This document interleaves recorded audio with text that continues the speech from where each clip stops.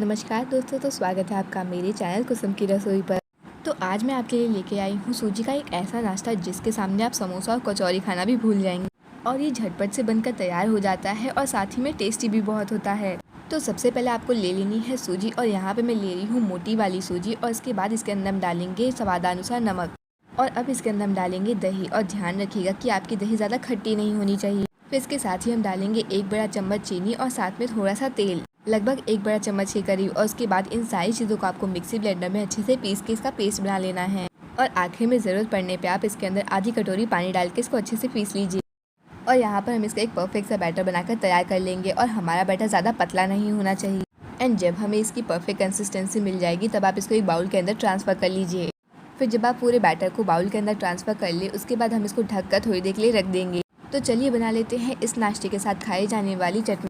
तो यहाँ सबसे पहले एक छोटे मिक्सी ब्लेंडर के अंदर मैं डाल रही हूँ यहाँ पे रोस्टेड मूंगफली और साथ में चना दाल। फिर इसके अंदर हम डाल देंगे सूखे नारियल के कुछ टुकड़े यानी गरी के टुकड़े, और साथ में स्वादानुसार नमक। और वैसे दोस्तों, अगर आपके घर पे फ्रेश नारियल नहीं है तो आप इस चटनी को झटपट बनाकर तैयार कर सकते हैं, और ये सभी नाश्तों के साथ बहुत बढ़िया लगती है।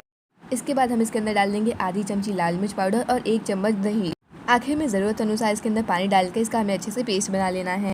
और फिर इसे बढ़िया से पीस लेने के बाद इसको हम एक कटोरी के अंदर ट्रांसफ़र कर लेते हैं। और साथ ही में आप देख सकते हैं कि इसका कलर भी कितना ज़्यादा बढ़िया आया है, और साथ ही में इसकी कंसिस्टेंसी भी एकदम परफेक्ट है। तो चलिए अब बढ़ते हैं इसका तड़का बनाने की तरफ। तो इसके लिए सबसे पहले एक गैस के ऊपर हम चढ़ा देंगे तड़का पैन, और उसके अंदर डाल देंगे 1 बड़ा चम्मच तेल। और आप चाहें तो यहाँ पे घी का इस्तेमाल भी कर सकते हैं। और जैसे ही हमारा तेल गर्म हो जाएगा उसके अंदर हम डालेंगे राई, फिर एक सूखी लाल मिर्च डालने के बाद इसके साथ में हम डाल देंगे कड़ी पत्ते। एंड इस तड़के को हम अपनी चटनी और नाश्ते दोनों में डालने वाले हैं, इसलिए मैंने इसको ज़्यादा क्वांटिटी में बनाया है। फिर इसको अच्छे से हल्का फ्राई कर लेने के बाद अब इसको हम दोनों चीज़ों में आधा आधा करके डाल देंगे। एंड लास्टली इस तड़के को हमारी चटनी के अंदर डालने के बाद हमारी चटनी बनकर एकदम तैयार हो चुकी है। तो देखिए सिर्फ 10 मिनट में हमने कितनी फटाफट ये चटनी बनाकर तैयार कर ली, और साथ ही में इसका स्वाद तो बहुत ही गजब का है। तो हमारी चटनी तो हो गई है तैयार। तो चलिए अब बढ़ते हैं अपने नाश्ते की तरफ। तो हमारे बैटर के अंदर तड़का डालने के बाद मैं इसके अंदर डाल दे रही हूँ आधी चमची चिली फ्लेक्स, और इन सबको अच्छे से मिक्स कर लेंगे। तो नमक तो हमारे बैटर के अंदर हमने पहले ही डाल दिया था, तो अब मैं इसके अंदर डाल रही हूँ आधी चमची खाने वाला सोडा। एंड इसको डालने से हमारा बैटर एकदम बढ़िया तरीके से फूल जाएगा। तो अब बारी आती है इसके अंदर बहुत सारी सब्जियां डालने की। तो यहाँ पे मैंने अलग अलग तरह की सब्जियां को बारीक चॉप करके रख लिया है। तो आपको जो जो सब्जियां अच्छी लगती है आप सारी उसके अंदर डाल सकते हैं। तो मैं यहाँ पे डाल रही हूँ शिमला मिर्च, टमाटर, प्याज, घिसा हुआ आलू, ग्रेटेड कैरेट, और साथ में बारीक कटा हुआ धनिया।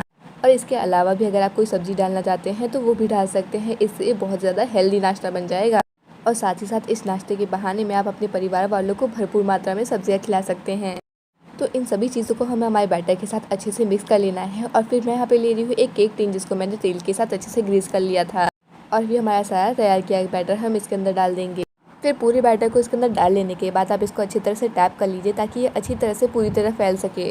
और सबसे आखिर में इसके ऊपर हम स्प्रिंकल कर देंगे थोड़ा सा लाल मिर्च पाउडर। एंड वैसे दोस्तों, अगर आपको ये रेसिपी अच्छी लगी हो तो अपने फ्रेंड्स एंड फैमिली के साथ शेयर करना मत भूलिएगा, ताकि वो भी इस रेसिपी को सीख सके और बना सके। तो अब हमारा बैटर पूरी तरह से तैयार हो चुका है। तो चलिए अब इसको स्टीम करने की ओर बढ़ते हैं। तो एक स्टीमर के अंदर मैंने पहले से ही पानी डालकर उबाल लिया था। उसके बाद हम इसके अंदर रख देंगे एक स्टैंड, और उसको 20 मिनट ढककर हम अच्छे से स्टीम होने के लिए रख देंगे। 20 मिनट बाद जब आप इसको खोल के देखेंगे तो आप देख सकते हैं कि ये पूरी तरह से पक चुका है। तो इसको चेक करने के लिए आप इसके अंदर एक नाइफ डालिए, और जब ये क्लीन निकले तो समझ जाइएगा कि आपका पूरा बैटर अच्छी तरह से पक चुका है। एंड फिर हम इसको बंद कर देंगे। फिर इसके बाद हम इसको थोड़ी देर ठंडा होने के लिए छोड़ देंगे, क्योंकि अगर आप इसको गरम गरम ही निकालेंगे तो ये टूट भी सकता है। लगभग 10 मिनट बाद आप जब इसको ठंडा कर लें, फिर इसके बाद एक चाकू की मदद से हम इसके एजेस को अच्छी तरह से निकाल लें। फिर इसके ऊपर एक थाली रखकर हम इसको उसमें पलट लेंगे। एंड आप देख सकते हैं कि हमारा पूरा नाश्ता कितनी आसानी से बाहर निकल चुका है, और साथ ही एकदम अच्छी तरह से स्टीम हो चुका है और फूल भी अच्छे से गया है। फिर इसके बाद हम इसको कट कर लेते हैं। तो आप इसके जितने चाहे उतने टुकड़े काट सकते हैं। और देखिए हमारा परफेक्ट नाश्ता बनकर एकदम तैयार हो चुका है। और जब आप इस पूरे नाश्ते को इस चटनी के साथ खाएंगे तो इसमें तो 4 चांद लग जाएं। और साथ ही ये बच्चों को टिफ़िन में देने के लिए भी बहुत बढ़िया नाश्ता है। और साथ ही साथ आप इस नाश्ते को संडे को ज़रूर ट्राई करिएगा और सबको खिलाइएगा। और शायद ये आपको दोबारा बनाना पड़ जाए, क्योंकि इतना टेस्टी जो बनता है। इस वीडियो को लाइक ज़रूर करिएगा, और हाँ, बेल नोटिफिकेशन दबाना मत भूलिएगा, ताकि मेरी सारी नई वीडियोस की नोटिफिकेशन आपको मिलती रहे। तो आप इस नाश्ते को कब ट्राई कर रहे हैं मुझे कमेंट्स में ज़रूर बताइएगा। और अगर आपने मेरे चैनल को सब्सक्राइब नहीं किया है तो फटाफट से कर लीजिए।